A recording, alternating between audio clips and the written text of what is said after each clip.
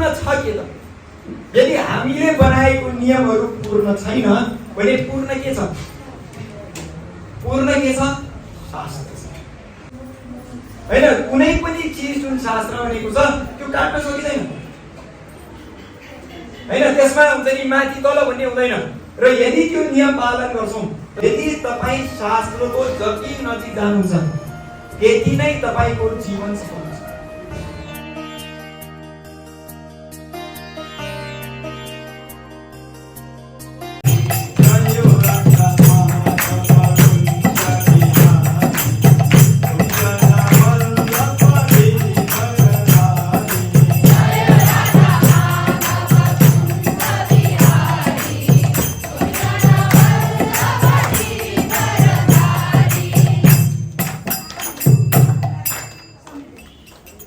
ओम नमो भगवते वासुदेवाय। ओम नमो भगवते वासुदेवाय। हरे कृष्ण। हरे कृष्ण। आज हामी छलफल गर्दैछौँ अध्याय 16 श्लोक नम्बर 24।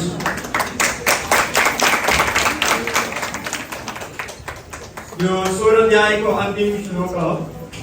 तस्मात् शास्त्रं प्रमाणं ते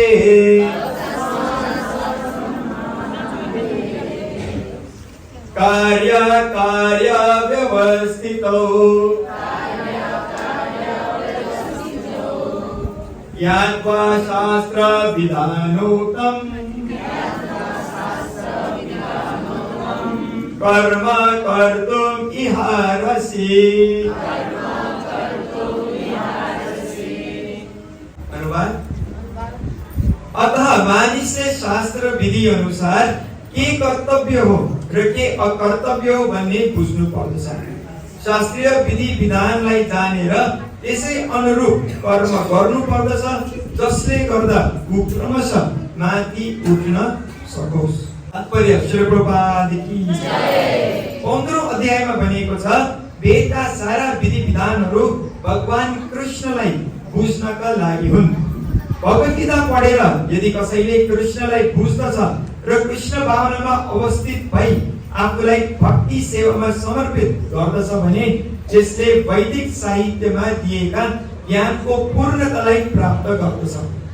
भगवान चैतन्य महाप्रभुले यस विधिलाई अत्यन्त सरल बनाउनु भएको छ।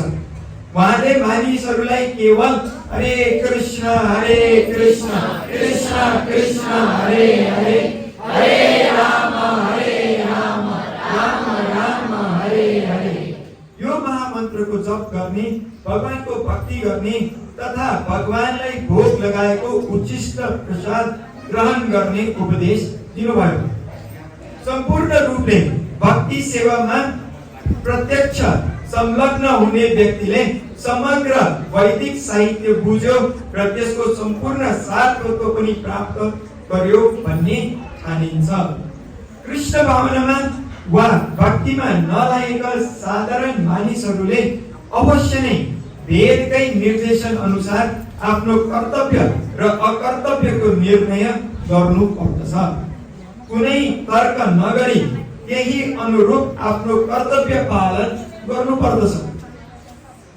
यसैलाई शास्त्रको नियम पालन गर्ने भनिन्छ। बद्ध जीवमा अपूर्ण इन्द्रिय ठग्ने प्रवृत्ति, त्रुटि गर्ने प्रवृत्ति र मोहग्रस्त हुने स्वभाव जस्ता 4 दोषहरू हुन्छन्। तर शास्त्रमा यी दोषहरू हुँदैनन्। यिनै 4 दोषले गर्दा बद्ध जीवले शास्त्रीय विधि विधानहरूको निर्माण गर्न सक्दैन।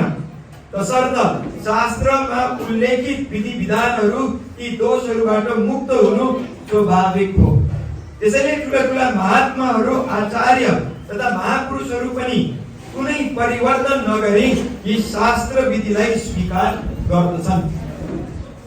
भारतमा आध्यात्मिक विद्याका धेरै सम्प्रदायहरू छन्। यी सबैलाई प्राय 2 श्रेणीमा राखिएको छ, निकारवादी र साकारवादी। यी दुवै सम्प्रदायले वेदको नियम अनुसार आफ्नो जीवन बिताउने गर्दछन्। शास्त्रका नियमहरूको पालन नगरी कसैले पनि सिद्धि प्राप्त गर्न सक्दैन। अतः जसले शास्त्रको वास्तविक तात्पर्य बुझेको छ त्यो भाग्यशाली मानिन्छ। मानव समाजको पतन हुने मुख्य कारण भन्नु नै भगवत विद्याका नियम प्रति द्वेष राख्नु हो। यो मानव जीवनको सबैभन्दा ठुलो अपराध हो। त्यसैले भगवानको भौतिक शक्ति अर्थात् मायाले 3वटा तापका रूपमा हामीलाई सधैँ कष्ट भोगाइरहेका छन्। यी भौतिक शक्ति पनि प्रकृतिका 3वटा गुणले बनेको छ। भगवानलाई जान्ने ज्ञानको बाटो नखुल्दासम्म मानिसले सकेसम्म सत्वगुणमा रहने प्रयास गर्नुपर्दछ। सत्वगुणका स्तरसम्म उठ्न नसक्ने हो भने मानिसले आसुरी जीवनका कारण स्वरूप रजोगुण र तमोगुणको बन्धनमा रहनु पर्ने हुन्छ।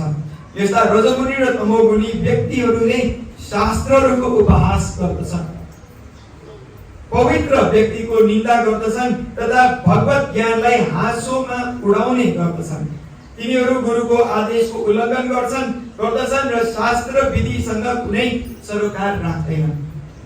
भक्तिको महिमा श्रवण गरेर पनि तिनीहरू भक्तितर्फ आकर्षित हुन सक्दैनन्। यसरी तिनीहरू आफ्नो तथाकथित उन्नतिका लागि आफ्नै किसिमको बाटो बनाउँदछन्। यिनै मानव जीवनका कतिपय दोषहरू हुन् जसले जीवनलाई आसुरी प्रवृत्तितिर डोर्याउँदछन्। यदि केही गरी मानिसले आफूलाई आध्यात्मिक उच्चताको मार्गमा अग्रसर गराउन सक्ने तथा उच्च स्तरसम्म पुर्याउन सक्ने उपयुक्त र प्रमाणित सद्गुरुको मार्गदर्शन पाउन सक्यो भने उसको जीवन सफल हुन्छ। यस प्रकार श्रीमद् भगवद गीता ग्रन्थ अन्तर्गत दैवी तथा आसुरी स्वभाव शीर्षक 16औं अध्यायको भक्ति वेदान्त तात्पर्य समाप्त भयो। र यसमा भगवानले भन्नुभएको छ कि आसुरी स्वभावहरू के हुन्छन्? दम्भो दर्पो अभिमानश्च क्रोध पारुषमेव च अज्ञानं च विजातस्य पातं सम्पदं आसुरीम। के आसुरीम भनेको यो जुन गुणहरू के हुन्? सो आसुरी गुण भनेको अहंकार, घमण्ड, हैन, रिस, हैन, एकदम कठोर वचन बोल्ने र अज्ञानता। यो सबै के हो त भन्दाखेरि तपाईको आसुरी स्वभावको अथवा आसुरी प्रकृति भएको यदि कोहीसँग यो गुणहरू छन् भने उनीहरू के हुन् त? आसुरी व्यक्ति हुन्छन्। र भगवानले त्यसपछि यो अध्यायमा धेरै जसो के को बारे वर्णन गर्नुभएको छ कि यदि यो स्वभाव छ भने बिस्तारै मान्छे कसरी अधोगतिमा पुग्दछन्। त्यही भएर भनिन्छ प्रवृत्तिं च निवृत्तिं च जनाम विदुर आसुर न विदुर, उसले जान्दैन। सो असुर व्यक्तिलाई थाहा छैन कि के कर्तव्य गर्नुपर्छ अथवा पर्दैन। यदि बिहान 9 बजे उठ्यो भने उसको लागि 9 बजे मङ्गल आरती गर्यो भने ठीक हैन। सो जुन बेला उठेर भगवानको पूजा गर्यो त्यही मङ्गल आरती। सो उसलाई हुन्छ नि उसको कुनै नियम हुँदैन हैन। यदि यो आसुरी व्यक्ति छ भने उसले कुन नियम पालन गर्नुपर्छ, के गर्नुपर्छ उसले मान्दैन। उसले भन्छ मैले जे नियम बनाउँछु त्यही हो नियम हैन, अरु नियम छैन भने उसको भावना हुन्छ हैन। भगवानले भन्नुभएको छ आश्रिम योनिमा पनि मुढा जन्मनी हैन। सो यो जो व्यक्ति छ जन्मपछि जन्मान्तरसम्म उसलाई के गर्नुहुन्छ?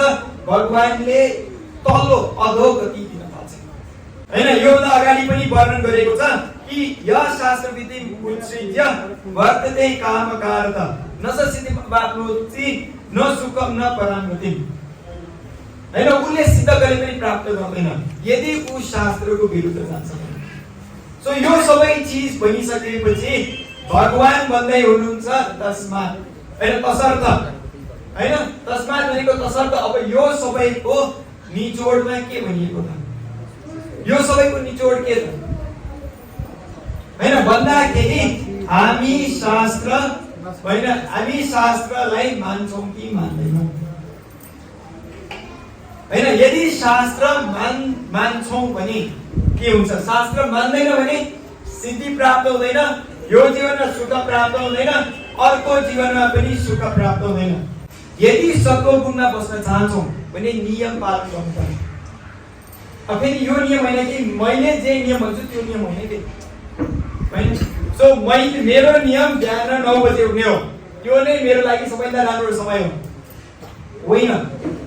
शास्त्रले भन्छ त्यो व्यक्ति के हो, तमोगुणी हो, हैन। घाम उदाएपछि जो सुतिराख्छ उसको आयु के हुन्छ, घट्दै जान्छ, हैन।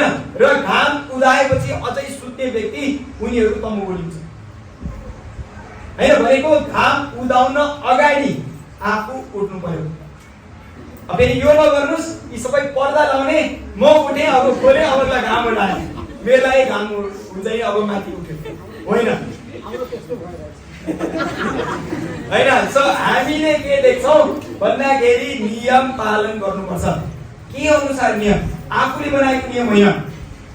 किन प्रभुपाद भन्नुहुन्छ हामीले आफूले बनाएको जुन नियम छ त्यसमा 4 वटा खोटहरू छ, हैन। पहिलो चीज के हो, हाम्रो इन्द्रियहरू पूर्ण छैन। दोस्रो भनेको के हो, हाम्रो इन्द्रियहरू भ्रमित हुन सक्छन्। तेस्रो भनेको हामी मिस्टेक्सहरू गर्छौँ, हामीहरू त्रुटि गर्छौँ, गल्ती गर्छौँ। र चौथो हामी के गर्छौँ, चिटिङ प्रोपेन्सिटी, आफूले आफूलाई छक्याउने प्रवृत्ति हामीमा हुन्छ। त्यही भएर 4 कारणले गर्दा जति पनि नियम बनाउँछौँ त्यो नियम के छ त, जहिले पनि विफल हुन्छ। त्यही भएर देख्छौँ जहाँ पनि जुनै देशको नियम कानुन लिनुस्, त्यो नियममा जहिले पनि के हुन्छ, संशोधन भइ नै रहन्छ, हैन। सो किन भन्दाखेरि त्यो नियम के छैन त, पूर्ण छैन। जहिले पनि हुन्छ नि त्यसले परिमार्जन गर्दै गइरहनु पर्ने, हैन, चेन्ज गर्दै जानुपर्ने, किन त्यो पूर्ण नभएको कारण हो।